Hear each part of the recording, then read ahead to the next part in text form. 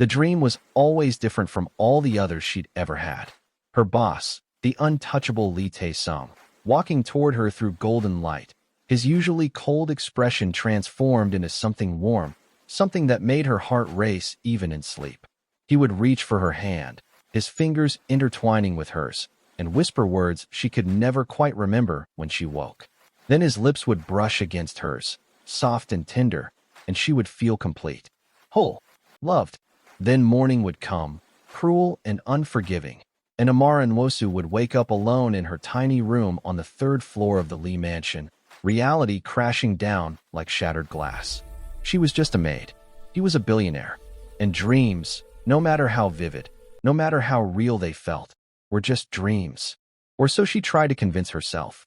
Like and subscribe as we embark on this beautiful journey that might make or break a Nigerian maid. Amara had been working at the Lee mansion in Gangnam for 8 months now.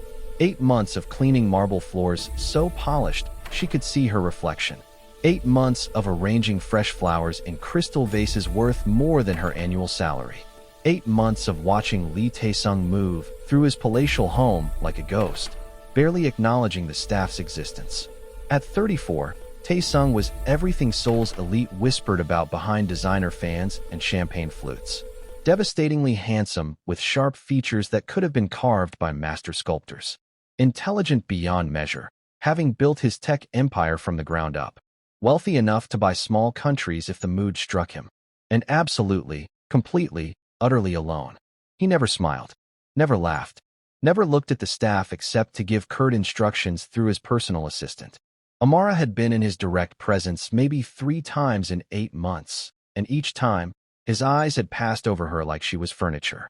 Invisible, insignificant, nothing, which made her dream all the more ridiculous. It had started 3 weeks ago. The first dream had been so vivid, so real, that she'd woken up with tears on her cheeks and the phantom sensation of his arms around her.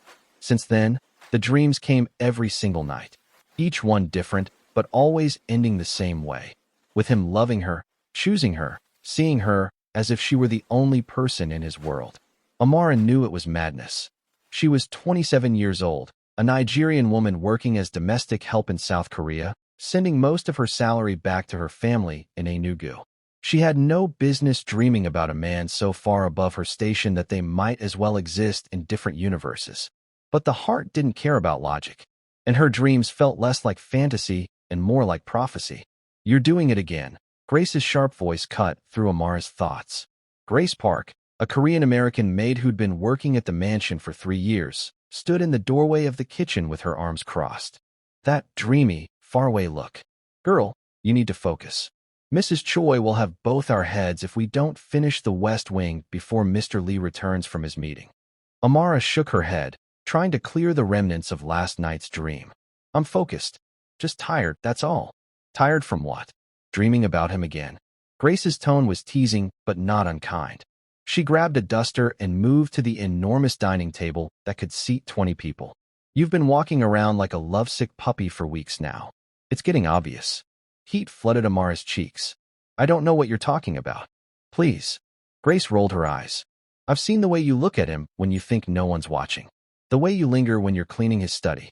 The way you handle his things like they're sacred relics. You've got it bad for Mr. Ice Prince himself." "Don't call him that," Amara said quietly, surprising herself with the defensive edge in her voice. Grace paused, her expression shifting from teasing to something more serious. "Oh no, Amara. Tell me you haven't actually convinced yourself that something could happen between you two." "I didn't say that. You didn't have to. It's written all over your face." Grace set down her duster and moved closer, her voice dropping to something almost gentle. "Look, I get it. He's gorgeous. He's rich. He's mysterious. But honey, men like Lee Tae-sung don't look at women like us. We're invisible to them. We exist to make their lives comfortable, nothing more." "I know that," Amara whispered, but her heart rebelled against the words even as she spoke them. "Do you?" "Because I've seen this before. Another maid, 2 years ago, she developed feelings for Mr. Lee. Started imagining scenarios, started believing in fairy tales. You know what happened? She got fired for overstepping boundaries. One wrong move, one misinterpreted gesture, and you're out. And trust me, References from a job you got fired from don't help when you're trying to support a family back home. Amara's stomach twisted. Grace was right, of course. She was being foolish. Dangerous, even. But the dreams felt so real. So inevitable. Like the universe was trying to tell her something. I had a dream last night. Amara heard herself say before she could stop the words. About him. About Mr. Lee. Grace's eyes widened. Amara, don't. He was different in the dream. Warm. Kind. He looked at me like I mattered. Like I was someone worth seeing. And he told me. She paused, her voice catching. He told me that he'd been waiting his whole life to find me. That I was the answer to a question he didn't know he'd been asking. The silence that followed was deafening. Then Grace burst out laughing. Not the gentle, understanding laugh of a friend, but the sharp, almost cruel laugh of someone who'd just heard the most absurd thing imaginable. Oh my God, Grace gasped between laughs. You're serious? You actually believe that dream means something? Amara, come on. You're better than this. You're smarter than this. It felt real. Amara said quietly, feeling her cheeks burn with humiliation. It was a dream. Your brain playing tricks on you because you're lonely and homesick, and you've built up this fantasy around a man who doesn't even know your name. Grace's laughter died down, replaced by something almost pitying. Listen to me carefully. Lee Tae-sung is not some romantic hero waiting to sweep you off your feet. He's a cold, emotionally unavailable workaholic who treats his staff like robots. Even if by some miracle he noticed you existed, what do you think would happen? You think he'd suddenly fall in love with you? Marry you? Introduce a Nigerian maid to Seoul's high society as his girlfriend? Each word was like a slap, but Amara couldn't argue. Everything Grace said was logical, reasonable, true. You need to forget this foolishness and concentrate on your work, Grace continued, her voice firm. Dreams are just dreams. They're not prophecies. They're not signs from the universe. They're random neurons firing while you sleep. And the sooner you accept that, the better off you'll be. You're right, Amara said softly, picking up her cleaning supplies. I'm being ridiculous. It won't happen again. But even as she said the words, her heart whispered a different truth. The dreams meant something. She didn't know what, didn't know how, but they meant something. She just didn't know that at that very moment. On the other side of the mansion's east wall, Lee Tae-sung stood frozen in his private study, his hand pressed against the wall, having heard every single word. Tae-sung's heart pounded in his chest with an intensity that terrified him. For the first time in 15 years, since the car accident that had killed his parents and left him the sole heir to a fortune he'd never wanted, he felt something other than the cold numbness that had become his constant companion. The maid. The Nigerian woman with the melodious voice and the ridiculous, impossible, beautiful dream. She'd dreamed about him. About them. Together. He should be angry. Should be concerned about an employee developing inappropriate feelings. Should call Mrs. Choi and have the situation handled professionally and discreetly. That's what the old Tae-sung would have done. The version of himself who'd learned to feel nothing, want nothing, need nothing. But something about hearing her words, hearing the vulnerability and hope in her voice, had cracked something deep inside his frozen heart. He'd noticed her, of course. How could he not? In a household full of efficient, invisible staff, Amara stood out like a flame in darkness. Not because she was loud or inappropriate. She was neither. But because there was something alive about her, something warm and genuine that seemed to fill whatever room she was in. The way she hummed softly while she worked, melodies he didn't recognize but found himself listening for. The way she smiled at the other staff, offering kindness even when she was clearly exhausted. The way she moved with unconscious grace, as though dancing to music only she could hear. He'd been watching her for months, though he'd never let on. Observing from behind newspapers and computer screens, stealing glances when he thought no one would notice. There was something about her that called to the dead places inside him, whispering that perhaps he could feel again, if only he were brave enough to try. But Tae-sung hadn't become one of Seoul's most successful tech moguls by being impulsive. He'd learned to analyze, to calculate, to consider every variable before making a move. So he'd watched and waited, telling himself he was simply being cautious, not realizing he was actually being a coward. Now, overhearing her confession, her ridiculous, impossible, achingly sweet confession, something shifted. For the first time in 15 years, Lee Tae-sung made a decision based purely on feeling rather than logic. He was going to make her dream come true, not because he believed in prophetic dreams or divine intervention or fate, but because for 8 months he'd been half alive, going through the motions of existence without actually living. And this woman, this stranger who cleaned his house and hummed songs from a homeland he'd never visited, had somehow reminded him what it felt like to want something. So he would give her the dream. He would see where this impossible thing could lead. And perhaps, in making her dream real, he would finally wake up from the nightmare his life had become. Tae-sung straightened his tie, smoothed down his suit jacket, and picked up the phone. "Mrs. Choi," he said when his head housekeeper answered. "Send Amara and Wosu to my study immediately." There was a pause on the other end. In 3 years of working for him, he'd never requested a specific staff member by name. Mrs. Choi was too professional to question him, but he could hear the surprise in her voice when she replied, "Right away, Mr. Lee." Tae-sung hung up and moved to his desk, settling into his chair with a practiced air of casual authority that belied the hammering of his heart. He had no plan, no script, no idea what he was going to say to her. For a man who controlled every aspect of his life with meticulous precision, the feeling was both terrifying and exhilarating. Minutes passed like hours. Then came the soft knock on his study door. "Come in," he said, proud that his voice remained steady. The door opened slowly, and Amara entered. Tae-sung had seen her hundreds of times, but this was the first time he'd allowed himself to truly look at her without pretense or hidden glances. She was beautiful, not in the polished, artificial way of the socialites who constantly vied for his attention, but in a way that was real, earthy, warm. Her skin was rich and dark, glowing with health despite the long hours she worked. Her hair was pulled back in a simple style that revealed the elegant line of her neck.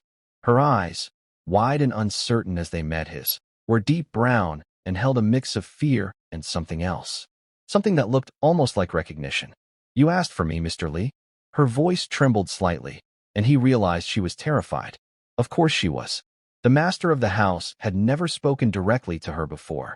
She probably thought she was about to be fired. Tae-sung stood, a gesture that seemed to surprise her even more. "Yes, please, sit down." He gestured to one of the leather chairs facing his desk. Amara hesitated, clearly confused. Staff didn't sit in the presence of their employer. It simply wasn't done. But after a moment, she perched on the edge of the chair, her posture rigid with anxiety. Tae-sung resumed his seat, suddenly unsure how to begin. How did one tell a woman you'd overheard her confession? How did one admit to months of secret observation? How did one say, "I want to make your dreams real," without sounding completely insane? "How long have you been working here?" he asked finally, opting for neutral ground. 8 months, sir," Amara replied, her hands folded tightly in her lap. "And you're from Nigeria?" "Lagos. Enugu, sir. In the southeast." "What brought you to Korea?" Amara's eyebrows rose slightly, clearly bewildered by the personal questions. "Employment opportunities, sir. My family, we needed the income. The agency arranged my position here." Tae-sung nodded slowly, his eyes never leaving her face. "Are you happy here?" "Ah, yes, sir. This is a good position. Mrs. Choi is fair. The work is manageable. I have no complaints." "That's not what I asked." He leaned forward slightly. "Are you happy?" The question hung in the air between them. Amara stared at him, and for the first time, Tae-sung saw something shift in her expression. The mask of professional deference slipped just a little, revealing the real woman beneath. "I don't know if happiness is something I'm meant to have here," she said quietly. "I'm grateful for the work, for the salary that helps my family. But happy? I'm not sure I remember what that feels like, sir." The honesty in her words struck him like a physical blow. Because he understood. God, did he understand? "I heard you earlier," Tae-sung said, deciding that directness was the only way forward. In the dining room, speaking with grace, he watched the color drain from Amara's face, watched her hands tighten in her lap until her knuckles paled. "Sir, you had a dream about me," he continued, his voice gentle despite the weight of the words. "You told Grace that in your dream, I was different, that I looked at you like you mattered." Amara stood abruptly, panic written across every feature. "Mr. Lee, I apologize. It was inappropriate. I had no right to." "Sit down, Amara." The use of her first name stopped her mid-sentence. Slowly, trembling, She sank back into the chair. Tae-sung stood and moved around the desk, leaning against it so he was closer to her, more on her level. I'm not angry. I'm not going to fire you. I called you here because I want to understand something. Tell me about your dream. Sir, please. I'm asking you a question, Amara, and I'd appreciate an honest answer. She looked down at her hands, her voice barely above a whisper when she finally spoke. In my dream, you saw me, not as a maid or a staff member, but as a person. You spoke to me like I was someone worth knowing. And you. She paused, her breath catching. You held my hand. You told me you'd been searching for something you couldn't name, and that somehow, I was the answer. The room fell silent except for the ticking of the antique clock on the mantel. Tae-sung watched her, this woman who dared to dream of the impossible, and felt something he thought had died with his parents 15 years ago. Hope. What if I told you, he said slowly, carefully, that I want to make that dream real? Amara's head snapped up, her eyes wide with shock. What? I want to know you, Amara Nwosu. Not as my employee, as a person, as the woman who dreams of impossible things and has the courage to speak them aloud, even knowing she could be laughed at. This isn't real, Amara whispered, shaking her head. This is another dream. I'm going to wake up any second. Tae-sung reached out slowly, giving her time to pull away, and took her hand in his. The contact sent electricity through his entire body, and judging by her sharp intake of breath, she felt it too. You're awake, he said softly. This is real, and I'm proposing something that will sound crazy, but I need you to hear me out. I'm listening, she managed, though her hand trembled in his. I want to date you. Properly. Not in secret, not as some forbidden thing we hide from the world. I want to take you to dinner. Have actual conversations. Learn who you are beyond the person who makes my house run smoothly. He paused, searching her face. I know this is sudden. I know you have every reason to think I've lost my mind. But Amara, I've spent 15 years sleepwalking through my life. And somehow, hearing you talk about your dream, it woke something in me that I thought was dead. Tears spilled down Amara's cheeks. You don't know me. You don't know anything about me. Then let me learn. Let me discover who you are, what you love, what makes you laugh, what makes you cry. Let me see if your dream was actually a glimpse of something that could be real. Why? The question came out broken, desperate. Why would someone like you want someone like me? Tae-sung cupped her face gently, his thumb brushing away her tears. Because in 8 months of living in the same house, you're the only person who's made me feel alive. Because your smile when you think no one is watching is the most beautiful thing I've ever seen. Because you dream of impossible things, and I've spent too long refusing to dream at all. This is insane, Amara whispered, but she didn't pull away from his touch. Completely, he agreed. But I didn't build an empire by playing it safe. And I don't want to spend the rest of my life wondering what could have happened if I'd been brave enough to try. What about the staff? Mrs. Choi, your family? The society you move in? They'll never accept. Let me worry about that. Tae-sung interrupted gently. Right now, all I need from you is an answer. Will you give me a chance? Will you let me try to make your dream come true? Amara stared at him, and Tae-sung could see the war happening behind her eyes. Logic versus hope. Fear versus possibility. Everything she'd been taught about her place in the world versus the dream that had promised her something more. Okay, she whispered finally. Okay, yes. I'll give you a chance. The smile that broke across Tae-sung's face was the first genuine smile he'd worn in 15 years. Then let's start right now. Tell me, Amara Nwosu, what's your favorite food? She laughed, the sound surprised and delighted. Are you serious? Completely. We're getting to know each other, remember? So tell me. Favorite food? Jollof rice, she said, a smile tugging at her lips despite the tears still wet on her cheeks. The way my mother makes it, with just enough pepper to make your eyes water, but not so much you can't taste anything else. Then I'll hire a chef to learn how to make it properly, Tae-sung declared. Favorite color? Yellow. Like sunshine. Like hope. Favorite time of day? Early morning, just before sunrise. When the whole world feels full of possibility. Favorite dream? He asked the question softly, his eyes holding hers. Amara's smile turned soft, wondering. The one that's coming true right now. And standing there in his study, with his hand still holding hers, Lee Tae-sung felt something he'd thought was lost forever. He felt like maybe, just maybe, he could be happy again. The next few days were surreal for Amara. True to his word, Tae-sung began courting her with an intensity and sincerity that took her breath away. But he did it carefully, respectfully, always aware of the delicate position she was in as his employee. The first change was practical. He called Mrs. Choi into his study and informed her that Amara would be transitioning out of her role as household staff.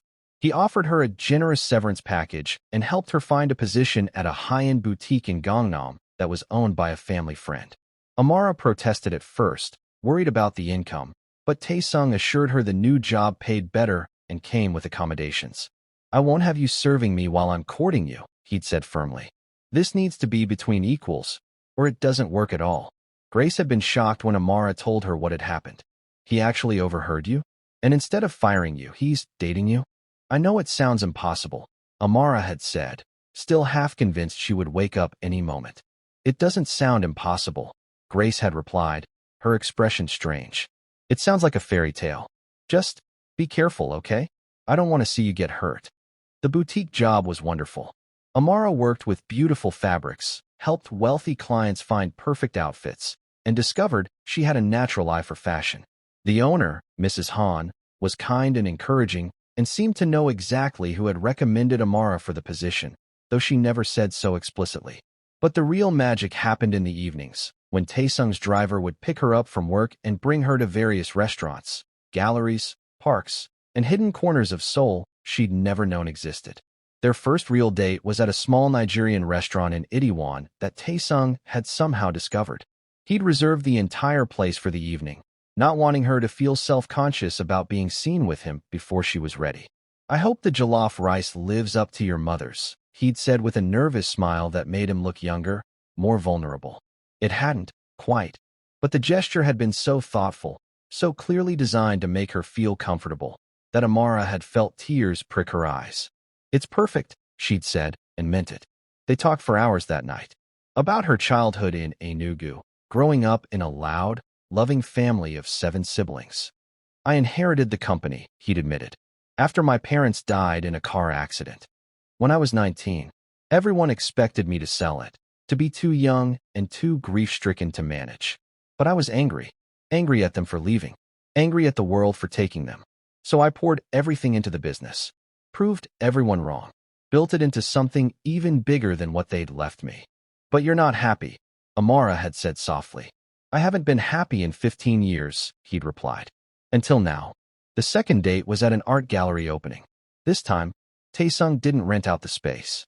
He took her publicly, his hand warm and steady on her lower back as they moved through rooms full of Seoul's elite. Amara was terrified at first, acutely aware of the stares, the whispers, the shock on people's faces when they realized who she was with. But Tae-sung never wavered. He introduced her proudly, his body language making it clear that she was with him, that she mattered, that anyone who had a problem with it could leave. And slowly, Amara found herself relaxing, even enjoying the evening. The art was stunning, the champagne was excellent, and the man beside her made her feel like the most important person in every room they entered. "You handled that beautifully," he'd said later, as his driver took them home. "I know it wasn't easy. It was terrifying," she'd admitted. "But you made me feel safe. Like I belonged there with you." "You do belong," he'd said firmly. "Not because of me. Because you're brilliant and kind and beautiful. Anyone who can't see that is a fool." The third date was simpler. A walk through Namsan Park at dawn, when the city was just waking up and everything felt possible.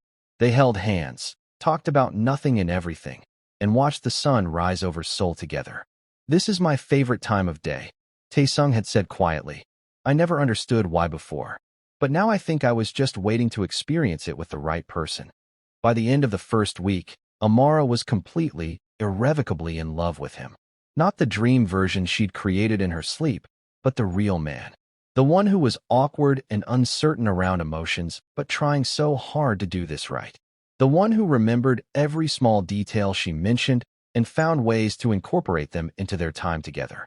The one who looked at her like she was precious, like she was a gift he couldn't quite believe he'd been given. And Tae-sung, for his part, felt the walls he'd built around his heart crumbling more with each hour they spent together. Amara was nothing like the women he'd dated before, the polished socialites and ambitious executives who'd been attracted to his wealth and status. She was real, genuine, She laughed without restraint, cried without shame, and spoke her mind without calculating the political implications. She told him stories about her family that made him ache with longing for something he'd never had. She challenged his assumptions about business and life and success. She taught him words in Igbo and laughed when he mispronounced them. She made him want to be better, not for the company or for his reputation, but for himself. For her. 2 weeks after their first conversation in his study, Tae-sung invited Amara to his penthouse for dinner. Not the mansion where she'd worked, but his private residence in the heart of Gangnam, the place where he actually lived when he wasn't maintaining appearances for the family business. "I had my chef prepare something special," he said as he led her into the dining room. "I hope you don't mind that I asked for input on the menu." Amara stopped in the doorway, her hand flying to her mouth.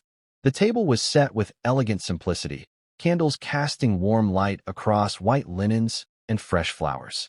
But it was the smell coming from the kitchen that made her eyes fill with tears.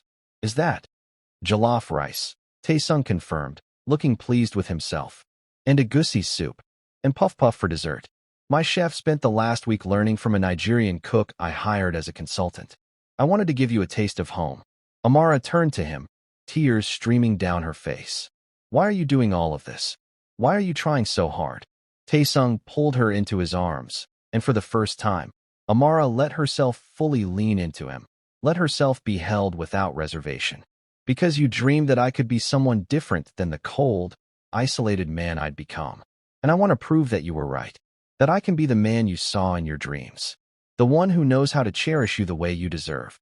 "You already are," Amara whispered against his chest. "You already are that man, Tae-sung. You just needed someone to see it." They stood there for a long moment, holding each other in the candlelight, while the smell of her homeland wrapped around them like a blessing. Over dinner, Tae-sung told her about his plans. "I want you to meet my family," he said. "My aunts and uncles, my cousins. They're the board members of the company, the ones who've been pressuring me to marry someone appropriate for years. I want them to know about you before the media finds out." "Are you sure?" Amara asked, her stomach twisting with anxiety. "I don't want to cause problems for you." "You're not causing problems. You're solving the biggest problem I've had, which is figuring out how to actually live instead of just existing." He reached across the table and took her hand. "But I won't do it unless you're ready. This is going to bring attention, scrutiny. There will be people who say terrible things, who can't understand why we're together. I need to know you're prepared for that." Amara thought about Grace's warnings, about the practical concerns, about all the logical reasons this relationship should never work. Then she thought about the past 2 weeks, about the way Tae-sung looked at her, about how alive she felt when they were together. "I'm ready," she said. "I'm scared, but I'm ready." The family dinner was scheduled for the following weekend at the Lee family estate, a sprawling traditional Hanok compound in the mountains outside Seoul. Tae-sung warned her that his family could be intense. "My Aunt Min-hee practically raised me after my parents died," he explained as they drove to the estate. "She's protective, suspicious of anyone she thinks might hurt me or damage the family reputation. My uncle Juno is more open-minded, but he'll ask 100 questions. And my cousin Sujin will probably just stare at you like you're an alien specimen." "You're really selling this," Amara said with a nervous laugh. Tae-sung squeezed her hand. "I just want you to be prepared. But Amara, I need you to know something. No matter what they say, no matter how they react, it doesn't change how I feel about you. You're not on trial here. They are. They need to prove to me that they can accept the woman I'm choosing to be with, or they can deal with the consequences." The estate was breathtaking, traditional Korean architecture preserved beautifully and set among carefully maintained gardens. But Amara barely noticed the beauty. Her heart hammered as Tae-sung led her into a large reception room where his family waited. They were exactly as she'd imagined. Elegant, wealthy, watching her with expressions ranging from curiosity to barely concealed disapproval. Aunt Min-hee, a severe woman in her 60s wearing designer clothes and perfectly applied makeup, looked like she'd bitten into something sour. Uncle Juno seemed more interested in his phone than her presence. And cousin Sujin, a beautiful woman in her late 20s, stared at her with undisguised shock. "Everyone," Tae-sung said, his voice carrying authority, "this is Amara Nwosu, the woman I've been telling you about, the woman I'm dating with serious intentions." The silence that followed was deafening. Then Aunt Min-hee stood, her expression carefully neutral. Miss Nwosu, welcome to our home. Please sit. I believe we have much to discuss. What followed was perhaps the most uncomfortable 2 hours of Amara's life. The questions came rapid fire, barely concealed interrogation disguised as polite conversation. Where was she from? What did her family do? What were her career aspirations? Did she understand the scrutiny that came with being associated with the Lee family? Was she prepared for the media attention? The social obligations? The expectations? Amara answered every question honestly, keeping her voice steady even as her hands trembled in her lap. She talked about her family's small business in Enugu, her education, her love of fashion and design. She admitted that yes, she'd worked as a maid in Tae-sung's household, and no, she wasn't ashamed of it. She'd done honest work to support her family, and she saw no dishonor in that. But surely you can understand, Aunt Minhee said, her voice sharp, why some might question your motivations. A young woman from difficult circumstances, suddenly involved with one of Seoul's wealthiest men. It creates assumptions. Aunt Minhee, Tae-sung's voice was cold as ice. You're implying that Amara is a gold digger. Say what you mean plainly if you're going to insult her. I'm simply stating facts. No, you're making assumptions based on prejudice. Amara didn't pursue me. I pursued her. She sacrificed her privacy, her comfort, and her peace to be here today, meeting a family that's treating her like a criminal instead of a guest. So I'll ask you again, more directly. Can you accept that I've chosen to be with her? Because if you can't, then we can leave right now, and you can find yourself a new CEO. The room fell silent. Amara stared at Tae-sung, shocked by the steel in his voice, by the way he defended her without hesitation. Aunt Minhee looked equally shocked, her carefully composed expression cracking. You would choose her over your family? She asked quietly. I would choose happiness over obligation, Tae-sung replied. I've spent 15 years doing what was expected, what was proper, what would preserve the family legacy. And I've been miserable every single day. Amara makes me happy.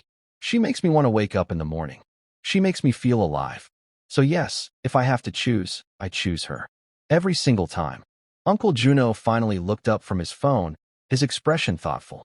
Tae-sung, you've never spoken like this before. About anything or anyone. Because I've never felt like this before, Tae-sung said simply, taking Amara's hand. She's it for me. I know it's fast. I know it seems impossible.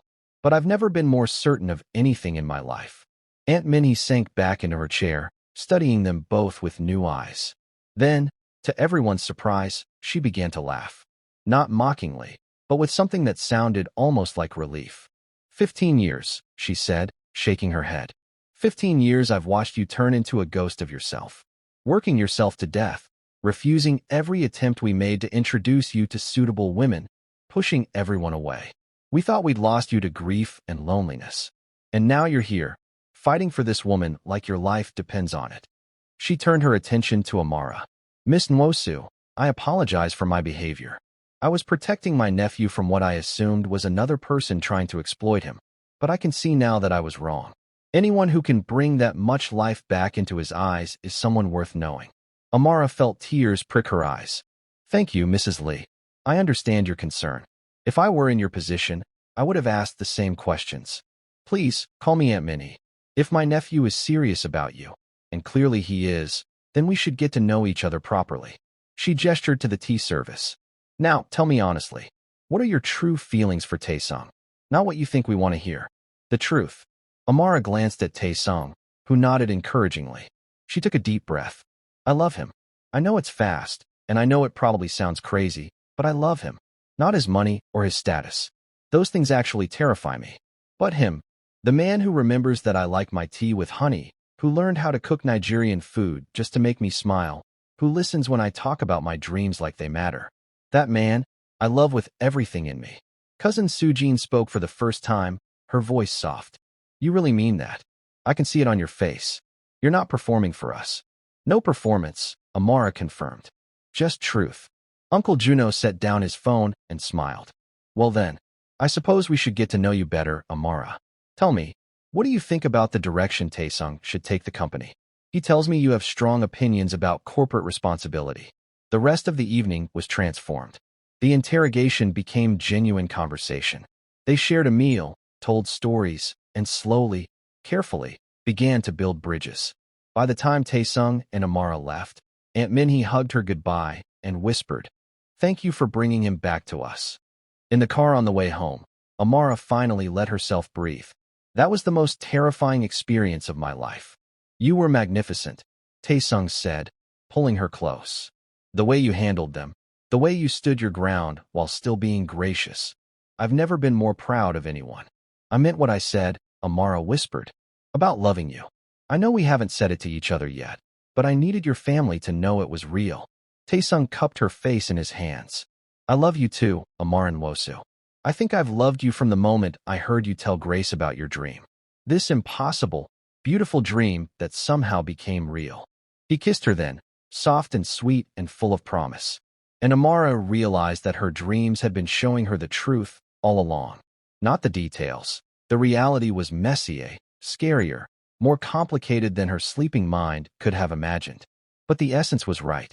This man, this love, this life they were building together, it was all real. The next few months were a whirlwind. The media discovered their relationship, and as Tae-sung had predicted, the coverage was intense. Headlines screamed about the billionaire and the maid, about the Cinderella story of Seoul's elite. Some articles were romantic, painting them as a modern fairy tale. Others were cruel, questioning Amara's motives and education and worthiness. Amara learned to ignore the noise, focusing instead on the life she was building. Her work at the boutique flourished, and Mrs. Han began encouraging her to design her own pieces. Hesitantly at first, then with growing confidence, Amara began sketching designs that blended Nigerian and Korean aesthetics, bold African prints with elegant Korean silhouettes, traditional Korean hanbok elements with West African embroidery. Tae-sung was her biggest supporter, wearing her designs to business meetings and telling anyone who asked where he got them. "My girlfriend made it," he'd say with obvious pride. "She's a designer. A brilliant one." 6 months after their first conversation in his study, Tae-sung surprised her with a gift. Not jewelry or clothes or expensive trinkets, but something far more meaningful. He'd rented a studio space in Gangnam and had it fully equipped for fashion design. Industrial sewing machines, dress forms, fabric samples, everything she could possibly need. "I believe in your dream," he told her as she stood in the middle of the space, tears streaming down her face. "Not just the dream about us, but your dream of having your own fashion line. So this is your studio, your space to create. And when you're ready to launch your first collection, I'll be in the front row cheering you on." "I don't know what to say," Amara whispered. "This is too much." "It's not enough," Tae-sung corrected. "You've given me back my life. This is just a studio." Amara threw her arms around him. "I love you so much it scares me sometimes." "Good," he murmured against her hair. "I'm terrified all the time. Terrified of losing you. Terrified of not being enough for you. Terrified that one day you'll wake up and realize you could have done so much better." She pulled back to look at him. "Better than a man who sees me, values me, supports my dreams, and loves me unconditionally? There is no better, Tae-sung. You're it. You're everything." 9 months after their first date, Tae-sung took Amara back to Nigeria. She'd been sending money home regularly, but hadn't been able to afford a visit since she'd left for Korea. Seeing her family again, introducing them to Tae-sung, watching him charm her mother and play soccer with her younger brothers. It felt like two worlds colliding in the most beautiful way. Her mother pulled her aside on the last day of their visit. "That man loves you with his whole soul. You know that." "I know, Mama. And you love him the same way." "I do." Her mother cupped her face, eyes shining with tears. "Then I'm happy for you, my daughter. I don't understand everything about your life now. The wealth, the attention, the distance. But I understand love. And what you two have is real. It's the kind of love that weathers storms. Hold on to it." On the flight back to Seoul, Tae-sung was quiet, thoughtful. Finally, he took Amara's hand. "Your family is amazing. Loud and chaotic and so full of love. It made me realize what I want for us." "What's that?" "A family of our own." "Not right away. I know you want to establish your fashion line first, and I support that completely. But someday, I want children who grow up in a house full of laughter instead of silence. I want to be the kind of father who's actually present, not just wealthy. I want to build that with you." Amara's heart swelled. "Someday," she agreed. After I launch my first collection and prove to myself that I can do this. You'll prove it, Tae-sung said with certainty. You're the most talented designer I've ever known. You have to say that. You're biased. I'm biased, and I'm right, he countered with a grin. 1 year after Amara's dream first came true, she stood backstage at Seoul Fashion Week, about to present her first collection. It was called Dreamscape, a celebration of the impossible becoming real, of two cultures merging into something beautiful, of having the courage to believe in visions that defied logic. The models wore her designs. Flowing gown was with Korean embroidery, hanbok-inspired dresses in bold African prints, tailored suits that blended Eastern and Western aesthetics with stunning originality. Each piece told a story about bridging worlds, about finding beauty in the unexpected, about love that transcends boundaries. Tae-sung stood beside her in the wings, his hand warm in hers. You ready? Terrified, she admitted. What if they hate it? What if I've made a terrible mistake? Then we'll figure it out together, he said calmly. But Amara, you haven't made a mistake. This collection is extraordinary. Trust yourself the way I trust you. The music started. The first model walked. And the audience's reaction was immediate. Gasps of surprise, then building applause. By the time the final model completed her walk, the entire venue was on its feet. Amara walked out for her bow, her legs shaking, her heart pounding. The applause was deafening. Critics stood. Buyers rushed the runway. And Tae-sung, standing in the front row exactly where he'd promised to be, looked at her with such pride and love that she thought her heart might burst. After the show, as champagne flowed and buyers placed orders and critics praised her innovative vision, Tae-sung pulled her aside to a quiet corner of the venue. I have something to ask you, he said, and Amara noticed that his hands were shaking. Lee Tae-sung, who commanded boardrooms and negotiated multi-billion-dollar deals without breaking a sweat, was nervous. What is it? He pulled a small velvet box from his pocket and dropped to one knee. The conversation around them died instantly as people realized what was happening. Amara Nwosu, Tae-sung said, his voice strong despite the emotion in his eyes. A year ago, you had a dream. A ridiculous, impossible dream that a man like me could love a woman like you. And instead of dismissing it, instead of accepting what the world told you was logical, you dared to believe it could be real. You taught me that dreams aren't just fantasies. They're glimpses of what's possible if we're brave enough to reach for them. You've given me back my life, my heart, my ability to feel joy. You've shown me what love actually looks like. And I don't want to spend another day without you by my side. Will you marry me? Will you let me spend the rest of my life making sure your dreams keep coming true? Tears streamed down Amara's face. Around them, people held their breath, phones out to capture the moment. But she barely noticed. All she could see was Tae-sung, on his knees, offering her forever. Yes, she whispered, then louder, yes. Yes, of course, yes. He slipped the ring onto her finger, a stunning design that incorporated both a diamond and an emerald, representing Korea and Nigeria united. Then he stood and pulled her into his arms, kissing her as the venue erupted in applause and cheers. I love you, he murmured against her lips. My dream come true. I love you too, she replied. My impossible, beautiful reality. Grace found her later in the evening, after most of the crowd had dispersed. The former coworker looked stunned, happy, and slightly embarrassed. I owe you an apology, Grace said quietly. That day in the dining room, when you told me about your dream, I laughed at you. I told you it was impossible, that you were being foolish. I was wrong.